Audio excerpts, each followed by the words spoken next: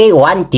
Ngisazihlerere endlini. Ngizizwa ngebhorekile ngithi kungcono ngiyobona umngani wami uSifiso. Ngifike kuSifiso ngikokode.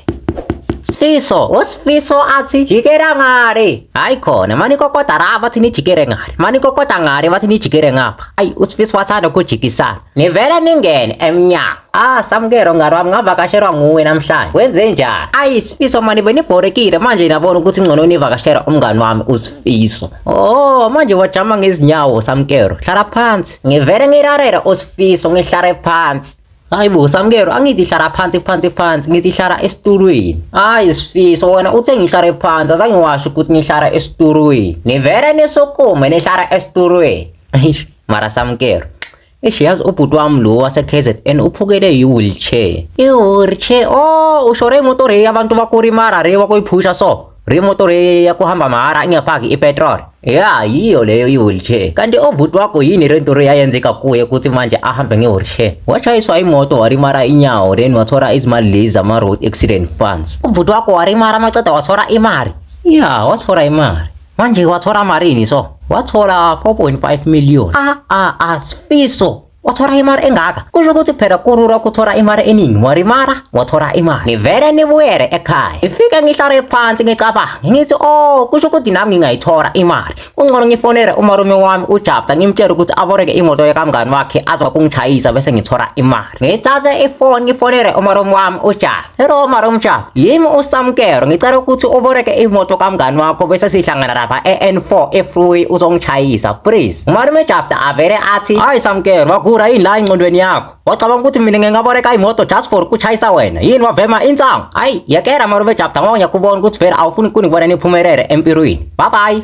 Ngidrope ifoni ngivele ngifonele uSis Maureen lo osidudla ukuvaka amafi. Hello Sis Maureen ukhuluma noSamkero. Samkero lo wakibo Jafta. Nguye lo wakibo Jafta. Benicela ukuthi ungishayise ngemoto yakho, unganishayisi ngendlela leyo ukuthi waniburara, ungishayise ngendlela leyo ukuthi waniphirisa. Nethi ngiribare kancane. Ngiyakucela please. uSis Maureen ahleke athi, hayi boy, hayi ngeke mina ngiyenze lento leyo. Hayi sorry shem, ngokuqala imoto yami yopotoka ngapha amafiti nawo yazi awafaka imali. Ngivele ngidrope ifoni. Hayi mafiti awafaka imali. Ayi suka ngivele ngithi kungcono ngiye espontirini eN4 mara kumele ngicale ngipractice ukuchayiswa imoto kucala. Ngivele ngipractice ukuchayiswa imoto. Makuvera imoto this side ngizoyenza ngathi niyabareka bese niveka inyawo bese imoto ichayisa inyawo.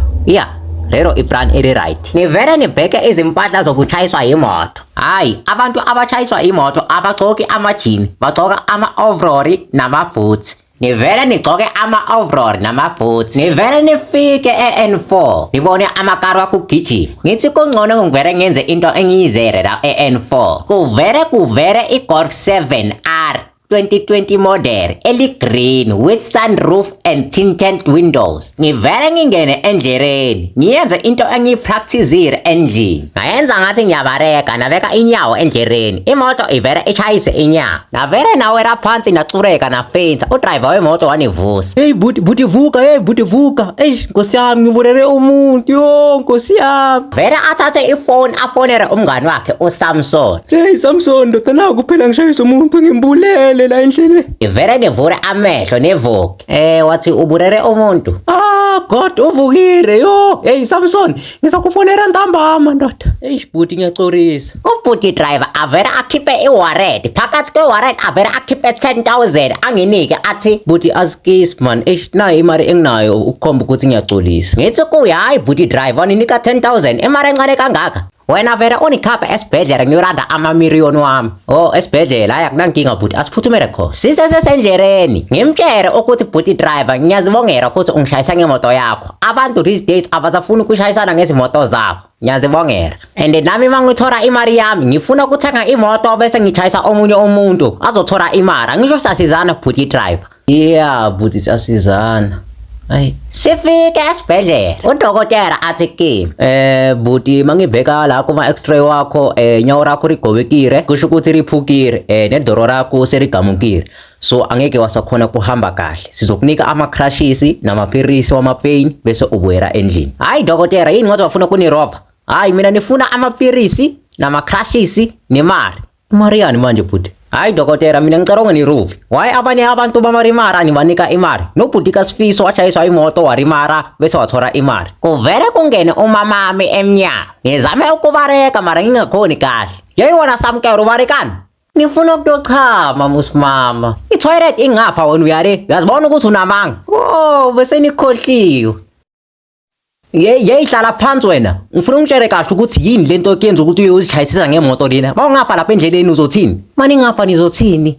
Musa umuntu wakufa musa akakhulumi next. Uvela azithulele du. Ayenza ngathi akakuzwa. Futhi mina benipracticeire endlini musa kuchayiswa imoto. Wena asambe endlini wena ngifuna ukukhomba kahle. Asambe. Yeah, sizohamba manje. Futhi dokotela ngicela imali ke. Udokotela athi ke, buti askisi thina la esibhedlela asinikani imali, sinikana amaphilisi. Navere na car. Mara buti dokotela wena washoro ukuthi mara ngazichayisisa ngemoto just for amaphilisi. Ngifuna imali yami nedokotela. Sigcine sesibuyele endlini ngingayithoranga imali yami.